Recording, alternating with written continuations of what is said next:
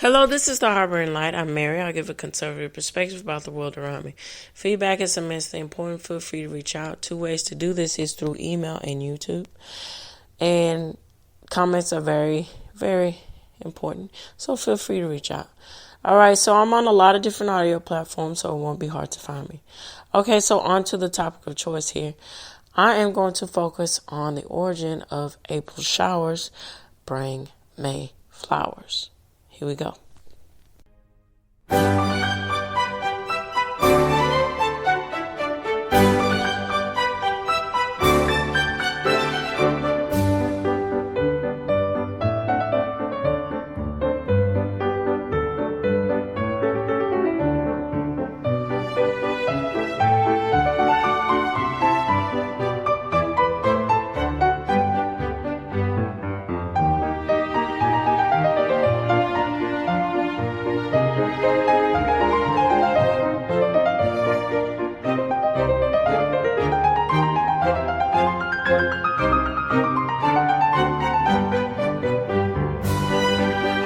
Okay, so I'm going to give my thoughts about everything that I found on this topic. It's quite interesting because originally it originated from England and the climate, particularly in the April season, because from what I understand, it's more moist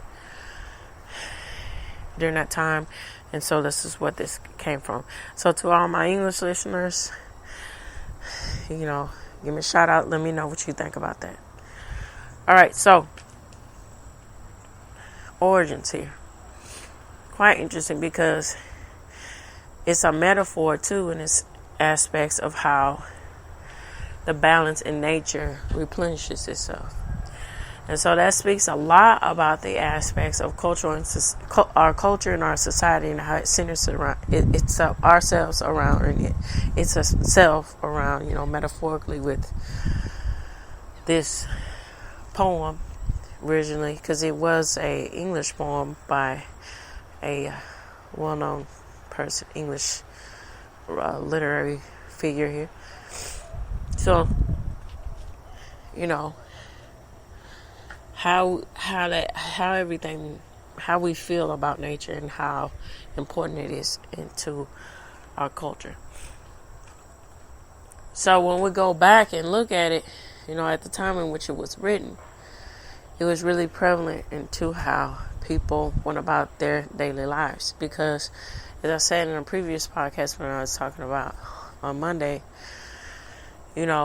before the Industrial Revolution, nature in itself was very vital into the way in which people did their routines, did almost everything. And so,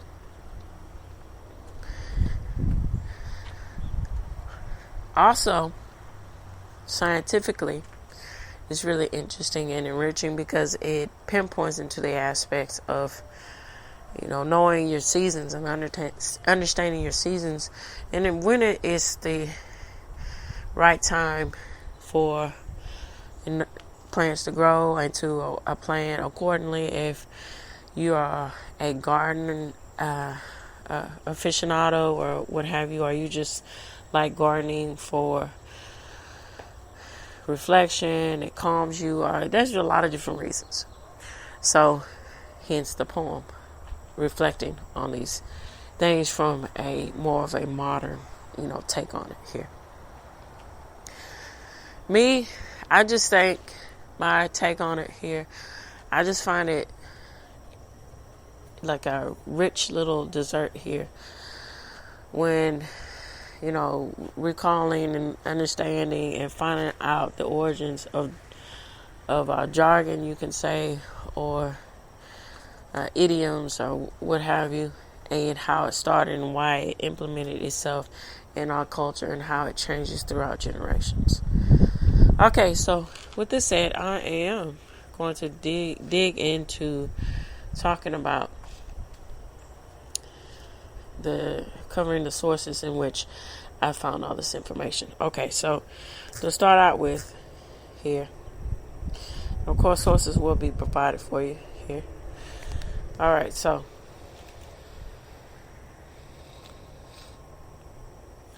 All right, so, to run it down real quick.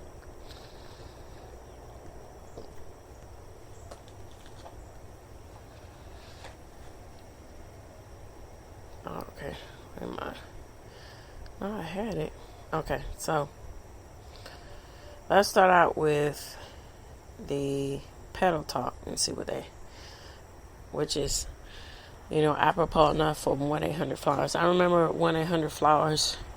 Oh my goodness, used to run really sentimental ads when I was growing up, and it was really catered to the season.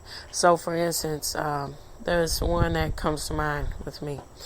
So, it's that time next month, Mother's Day. Me, proud mom here, very blessed to be a mother. And so there was a lot of different advertisement, 1-800-Flowers advertising. Hey, you show your sentiment with the aspects of flowers. And so this is really reflecting on, too, with this topic matter of how flowers symbolize a lot of different cultural value into our society. All right, so let's see what they have to say here. So it says this was originally written in 2024, in March to be exact, by Michelle Yakster-Miski. All right, so it's the origin of April showers bring May flowers. So, saying that once April 1st comes around, it's time to take out storage of those rain boots, umbrellas, ponchos, and of course vases for spring flowers. So the age-old saying April showers bring May flowers still holds true today, but how did this fun saying originate? Let's dive into that. So in 1157 to be exact, it was from a short poem by the writer Thomas Chaucer. So the poem can be found, and it's how, for instance, Aladdin. And so, big shout out to, oh my gosh, I don't mean to have a brain fart here, but John Solo, right? John Solo is a very, I think from my opinion, prevalent, prolific YouTuber here, and he makes the due diligence to unmask the story behind legends and things that we all grew up with, particularly with Disney and so forth, and fables and everything. All right, so Aladdin is my reason behind bringing up John Solo, because he really, and this is what's rich about literature, excerpts come from certain pieces.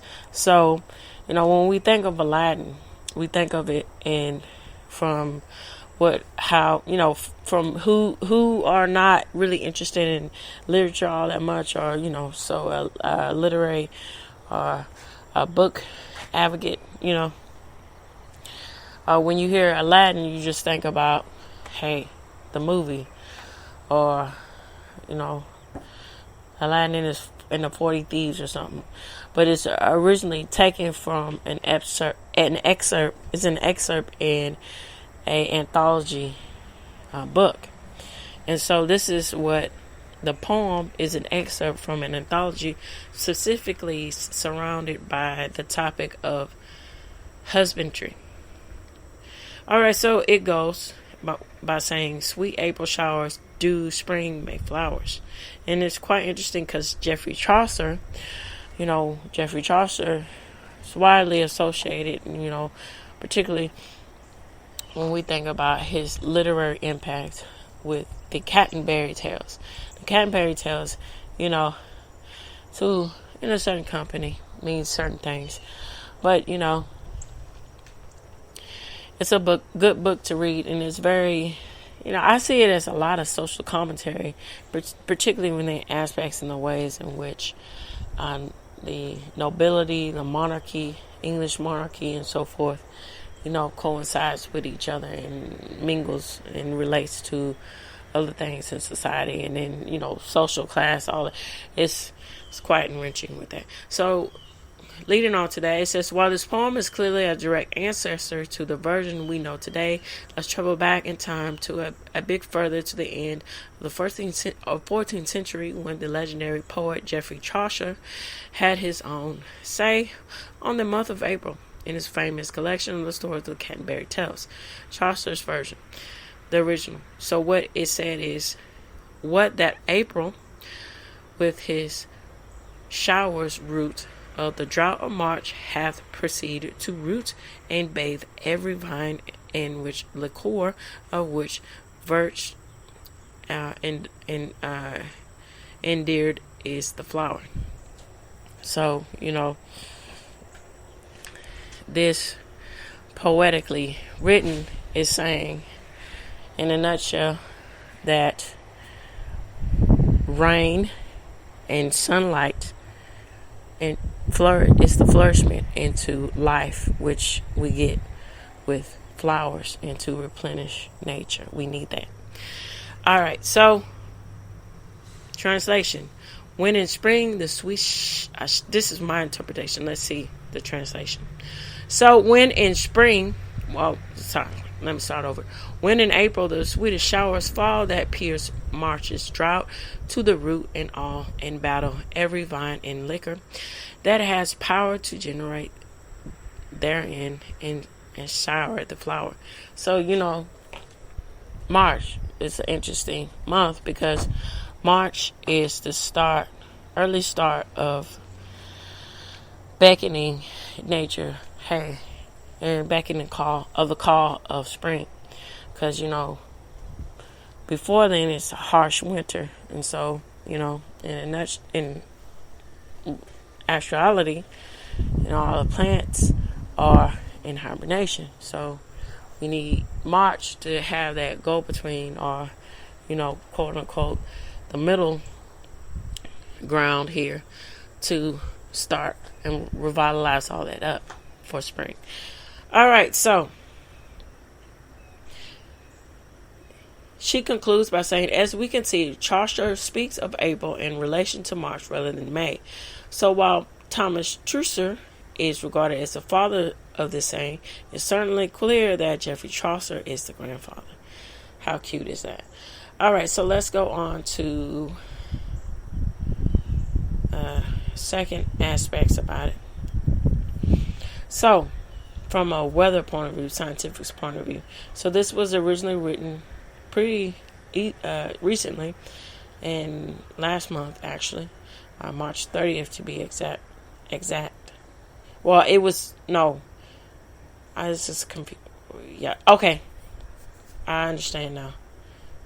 What's today? So they just updated it today. Okay. All right, so let's get into it. So every spring we hear the saying, April showers, spring May flowers. This phrase has been passed down for generations, but is there any real scientific proof behind this? Or is it just an old wives' tale? So the answer is a little bit of both. It truly depends on where you live. And that is true. So, for instance, you live in a concrete jungle, and let's say specifically, we get into New York, and they go in and they talk about California. So my take on that. So the way they say, okay, well, which you can say with Arizona and California, yeah, they're more, the climate and the element is more exposed to be arid. But going back, before I get into that, going back to New York, it's unfortunate because predominantly, depending if you are in the heart of the city or when you go upstate, not so much. It depends on the variation of it. It's pretty much a concrete jungle, like I'm saying. And so, you just, it takes a community to, have vegetation in that environment. Whereas California is a interesting blend because, Some say, well, certain parts of California, it can't help to be more dry and arid. But at the same time, you got to understand the reasons behind that. I'm not saying, oh, you must understand. I'm just saying, as a matter of fact way of talking about it. I don't need to over explain myself. You guys get it, and that's that's why you guys listen to me, because it's too much noise out there of people over explaining stuff and feeling the need to, coddle or hold your hand. I don't do that here. But anyway, with that point, by saying that here, Where does it lie with the aspects of the politics that are involved with a lot of things that go on in California? So what do I mean by that? Case in point, before I try to keep up with stuff when it comes to the forefront of, because it's just unfortunate California is in the throes of politics a lot of times because of all the, wacky wild stuff that happens. Now California is the only state that's like this. It's unfortunately New York, and it's a laundry list, okay? But those are the heavy hitters here. So Gavin Newsom and him, people before him and after him. So the unspoken truth is there's a lot of regulation and zoning regulation. There's a lot of bull crap that goes on behind the scenes to where it puts a lot of red tape where there shouldn't be, and this unfortunately depletes the vegetation and the life and the flourishment of plant life and everything when it comes to nature and what you need as far as water supply. So that's something to be thinking about too when we get into the ideas about nature and certain countries, cities, and so forth. And then especially when we reach out and think about it in a global sense. Okay, so let's get into the science about this. So does the science support it? So the idea behind April showers brings May flowers is scientifically sound, at least in many regions. So spring rain plays a crucial role in plant growth. As temperatures rise, plants awaken from their winter dormitory, and rain provides the moisture necessary for them to flourish. So in areas like the U.S. North, Midwest, and parts of Europe, April tends to be wetter. This increased moisture and it helps upstart their blooming season. Rain replenishes the soil, feeding plant roots and signaling flowers that it's time to bloom. So tulips, daffodils, and lilacs are just a few of the iconic spring flowers that thrive thanks to this natural cycle. So the importance of soil moisture. So soil moisture is vital for plant health. So rain falls in April. It not only saturates the ground, but it also helps support the overall ecosystem. This is especially crucial in places where winter dries out the soil. So the moisture encourages seeds to germinate and young plants to establish strong root systems. Now, however, this saying doesn't always hold true in every part of the world. So as I was mentioning about California, Arizona, and Southwest, it's much harder. So variability in flower blooming patterns. In tropical climates, flowers have unique blooming patterns. Here, rain is more consistent throughout the year. Consequently, flower blooms do not align directly with the April shower phenomenon. So while some areas celebrate blooming flowers in May, thanks to spring rain, others may not experience the same thing at all. All right, so what is the symbol behind spring rain? Even if April isn't your wettest month, the saying carries a deeper meaning. Spring symbolizes renewal, growth, and transformation. So rain, though sometimes inconvenient, is necessary as a part of the natural cycle, and it nourishes plants and replenishes the earth after the cold, dormant winter months. Very apropos there. So finding beauty in gloom. So the next time you find yourself caught in an April drizzle without an umbrella, take heart. Those showers are setting the stage for a bright, colorful May. And whether or not the flowers in your area bloom on cue, the sentiment remains the same. Patience through gloomy days often leads to something beautiful. And that's really, poetically sound is very poignant and posed in its way. So what am I saying? So, this is a life lesson too in the aspects of how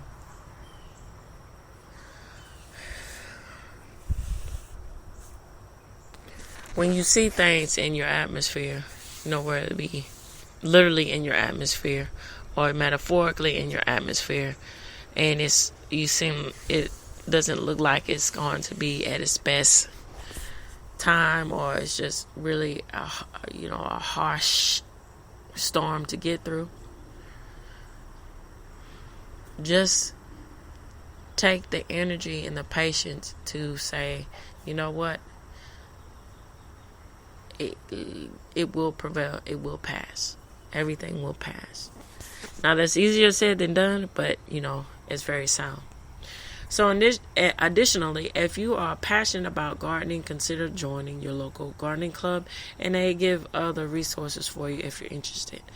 So let me wrap up by talking about this here. All right, so no, that's wrong.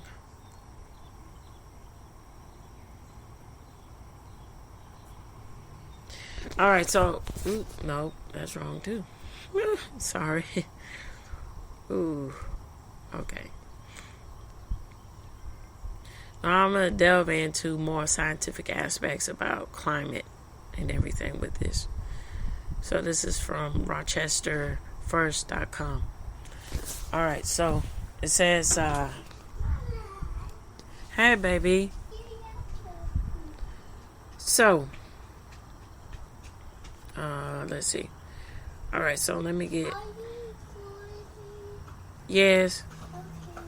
So it says I jumped a little bit here. So it says the saying April showers bring May flowers itself actually originates from the UK, and to add on to this, where April for them is one of the more soggy months based on the position of the jet stream. Okay, so since the area typically has cooler climate, the lower temperature often push back the appearance of flowers to late April and early May. So the phrase is also believed to come from an early poem too, as I was saying. So, but April in Rochester isn't always the month with the most annual rain. So, hold on, come here. Hold on, I'll be right back.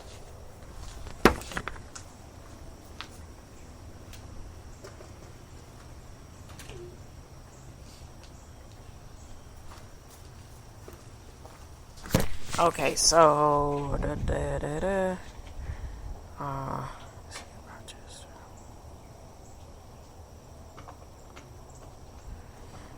so if I'm not mistaken, they were referring. Yes, I was just double checking. So when we say Rochester in this article, we are referring to New York here.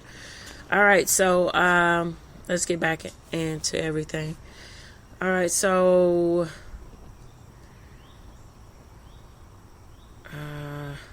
Okay. All right, so isn't always annual rain in April. June and July are also known to produce some of the highest precipitation numbers year-round. So if you look at the past 10 years or so of annual precipitation in Rochester, April, June, and July often compete for the highest rain months throughout the year. So, does the phrase actually ring true? Most of the time, the answer is yes. So the main reason being that flowers in general need plenty of sunlight and water to grow. So April showers are welcome and very much needed to kickstart the blooming process. Although some flowers can start blooming as early as April. So based on what our winter was like and if temperatures increased enough. So this winter in particular was generally mild.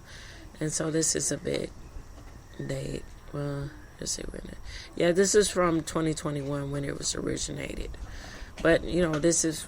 It goes without saying. It's kind of, you can relate this to today because in general in New York they have very harsh winters. So hence, it makes sense for it to still stick to the same routine when it comes to winter and spring. All right, so here, I'm sorry about that. So it says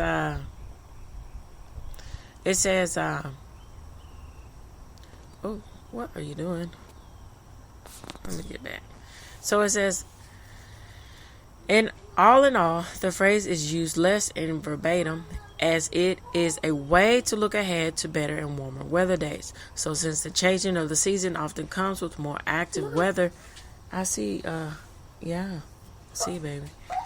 Weather days. Since the changing of the season often comes with more active weather that can make it feel a bit more lousy outside. We use a phrase to keep the hope alive and to look on the brighter side that nicer weather is in the forecast. So hopefully the rain will be a benefit and your flowers will plant quite nicely in your yard. All right, so I'd like to know what you all think. This reaches the end. Feel free to reach out to me.